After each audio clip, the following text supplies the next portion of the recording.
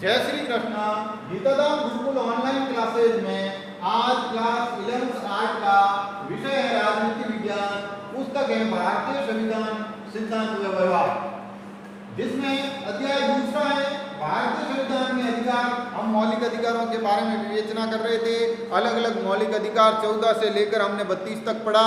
उसमें से जो अंतिम लास्ट जो संवैधानिक उपचारों का अधिकार अनुच्छेद 32 में है, उसमें ये बताया गया है कि व्यक्ति को अपने अधिकारों की रक्षा के लिए है, जो अपने पूरे अधिकारों की रक्षा के लिए अगर उसका कोई व्यक्ति या सरकार या कोई अन्य समूह अगर उनका हनन करता है तो वो उसके विरुद्ध न्यायालय में 32 के तहत सुप्रीम कोर्ट में और 226 के तहत हैं जो हाई कोर्ट में जा सकते हैं।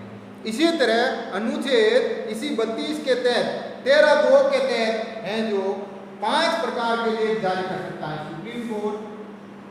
अनुच्छेद 13(2) के तहत 5 प्रकार की रिटें जारी कर सकता है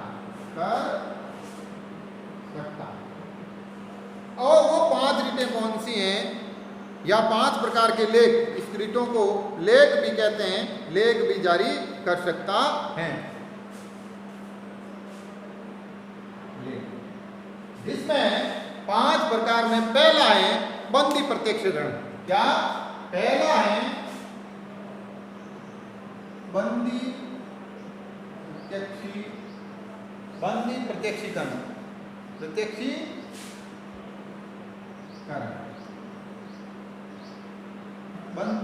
प्रत्यक्षीकरण, इसका अर्थ है शरीर को प्रस्तुत किया जाए। क्या है?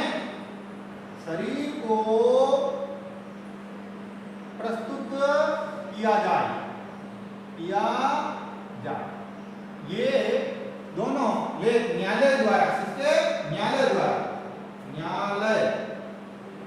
द्वारा अर्थात शरीर प्रस्तुत करना, जिसमें सुप्रीम कोर्ट और हाई कोर्ट दोनों हैं। कौन है? सुप्रीम कोर्ट और हाई कोर्ट दोनों हैं। तो बंदी प्रत्यक्षीकरण में शरीर को प्रस्तुत किया जाए या सशरीर। क्या?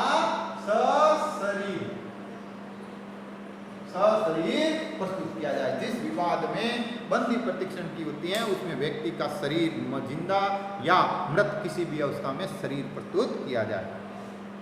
दूसरा है परमादेश। कौन सा है? परमादेश। इसका अर्थ है हम आदेश देते हैं।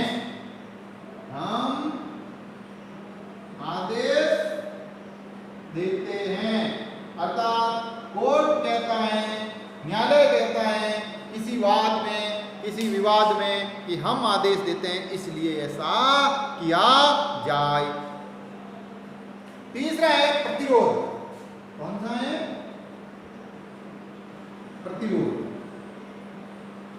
प्रतिरोध का अर्थ है रोकना या मना करना।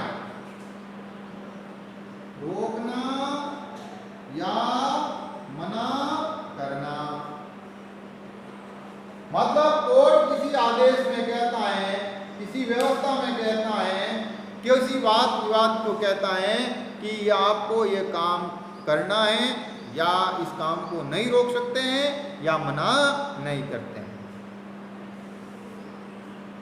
चौथा है उत्प्रेषण।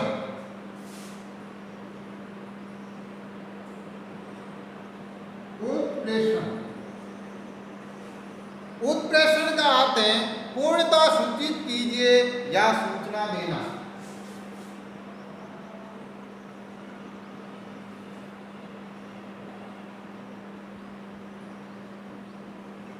कीजिए या सूचना देना, ये है जो चौथा है, जिसमें कोर्ट किसी वाद विवाद मामले में अपनी सूचनाएं मांगता है उससे संबंधित या उसको सूचना देने के लिए आदेश देता है। चौथा है अधिकार परीक्षण। 5 अधिकार परीक्षण, इसका मतलब है प्राधिकार के द्वारा, किस प्राधिकार के द्वारा या किस अधिकार से, या किस प्राधिकार से। इसमें यह कोर्ट किसी वाद विवाद में कहता है कि आपने ये कार्य किस अधिकार या किस प्राधिकार से किया है, इस तरह से ये रिटें जारी की जाती हैं। तो अब हम विस्तृत रूप से जो बंदी प्रत्यक्षीकरण के बारे में पढ़ेंगे कि बंदी प्रत्यक्षीकरण रिट क्या होती है।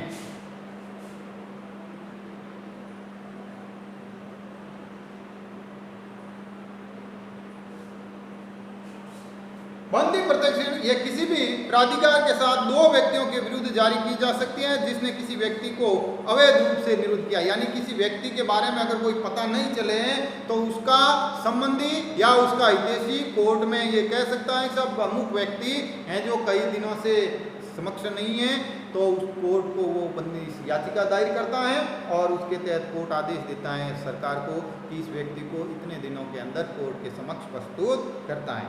इसके तहत न्यायालय हिरासत में रखते व्यक्ति को अपने समक्ष प्रस्तुत करने या अवैध हिरासत पर छोड़ने का आदेश देता है।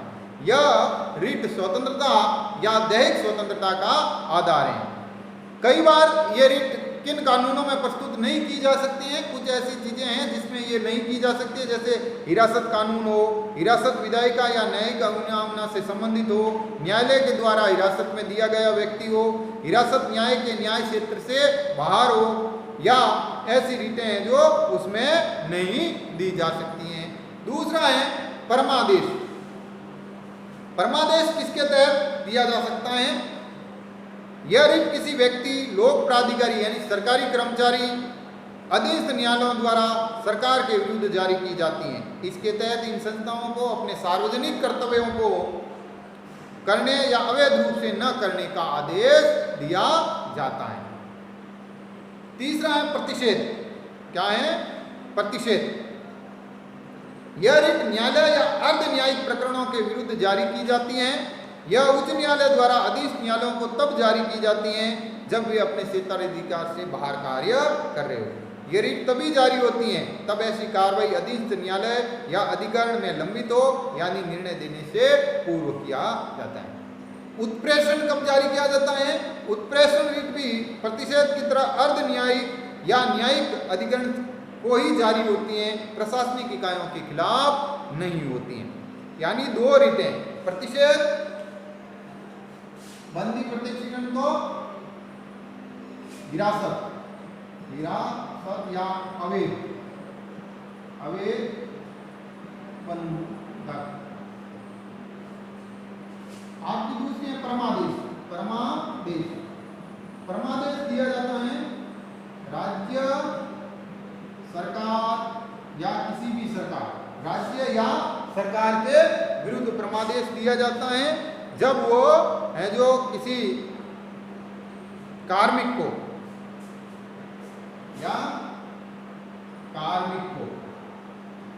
अवैध कार्य के लिए। तीसरा है प्रतिषेध। क्या है? प्रतिषेध।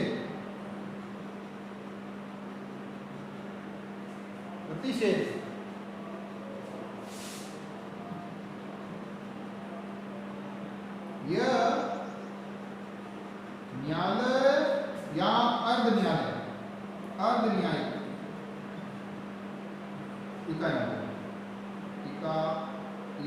को, अर्थात न्यायालय अधीनस्थ के, कौन से? अधीनस्थ न्यायालय, ऊपर वाला न्यायालय नीचे वाले न्यायालयों को देता है। उसी तरह चौथा भी उत्प्रेषण है। उत्प्रेषण ये भी सेम है, न्यायालय या अधीनस्थ न्यायालयों के मामले में दी जाती है। अधीनस्थ न्यायालयों को, ऊपर वाले न्यायालय अधीनस्थ न्यायालयों को दिया जाता है। अधिकृत प्रथा यह किसी ऐसे व्यक्ति के विरुद्ध जारी की जाती है जिसने किसी लोक पद को अवैध या वैध रूप से धारण कर सकता है। पांचवा है अधिकार प्रथा।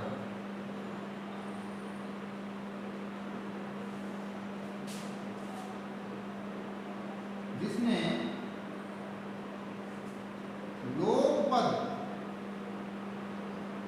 अवैध धारण कर रखा है। क्या है? धारण कर रखा है, यानी वो खुद उस पद पर किस हैसियत से आया है।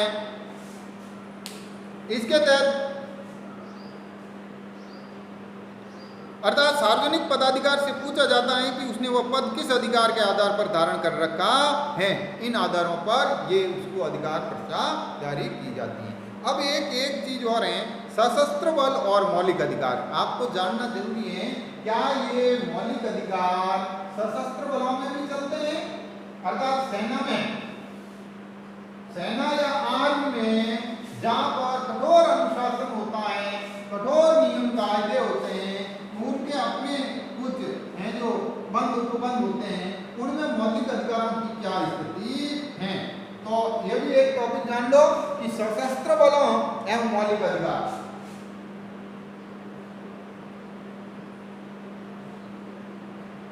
बल व मौलिक अधिकार,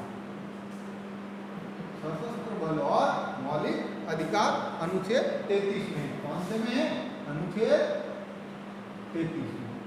अनुच्छेद 33 में दिए, 33 और 34 दोनों। तो अनुच्छेद 33 और 34, अनुच्छेद 33 व 34 अपवाद है। क्या है? अपवाद है। अनुच्छेद 33 और 34 दोनों ही अपवाद है मौलिक अधिकारों के संबंध में। कि 13(2) में कहा गया है कि राज्य कोई ऐसी विधि नहीं बनाएगा जो मौलिक अधिकारों का उल्लंघन करे, परंतु जो मूल अधिकारों पर युक्ति युक्त प्रतिबंध लगाए ऐसे समुचित कार्य व अनुशासन के लिए आवश्यक हैं। इसके तहत सशस्त्र सेना यानी सेना, वायुसेना और अर्ध नौसेना, सेना, वायुसेना और नौसेना, नौसेना। दूसरा है अर्धसैनिक बल। कौन सा है? सशस्त्र बल,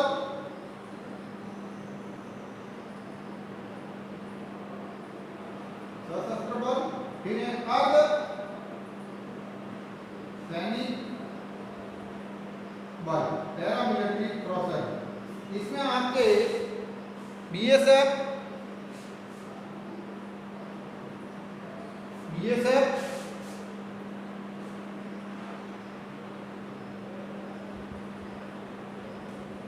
आईआईबीपी, इंडो तिब्बत पुलिस है, आईटीबीपी है, और सीआरपीएफ, आईटीबीपी है और सीआरपीएफ। इन बलों में आपका है जो, और राज्य के पुलिस बल, आसूचना ब्यूरो, राज्य पुलिस बल,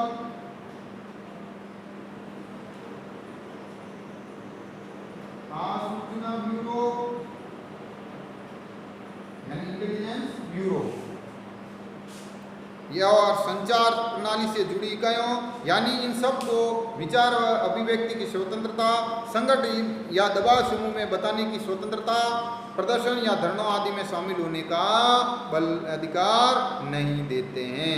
इन और सूचना प्रणाली से जुड़े हुए बात, क्या सूचना प्रणाली से जुड़े हुए इन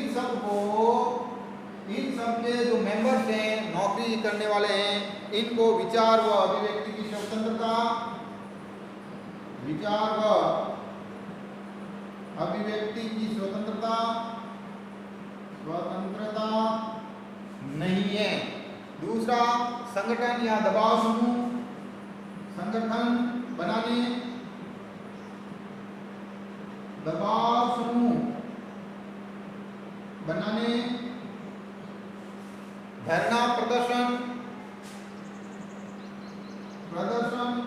और धरना, इसमें इनको अनुमति नहीं है, अनुमति नहीं है,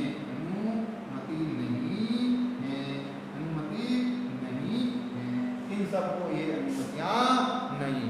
और अनुच्छेद 32 के तहत इनको संवैधानिक उपचारों का लाभ नहीं मिलेगा। क्या नहीं मिलेगा? अनुच्छेद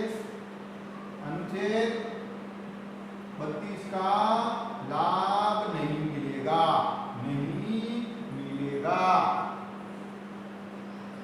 इसी तरह अनुच्छेद 34 में समाज में कानून व व्यवस्था बनाए रखने के लिए संसद द्वारा इस संबंध में अधिनियम पारित किया जाता है। यह असाधारण परिस्थितियों जैसे युद्ध, अशांति, दंगे या कानून उल्लंघन के समय किसी पर भी लागू किया जा सकता है। और फिर है जो अनुच्छेद 34, कौन सा? अनुच्छेद 34 में संसद द्वारा बनाए गए कानून जो कैसी स्थिति में? ऐसी स्थिति असाधारण स्थितियां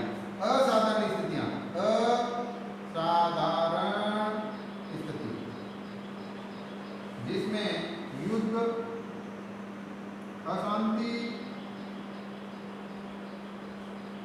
युद्ध, अशांति, दंगे या कानून उल्लंघन,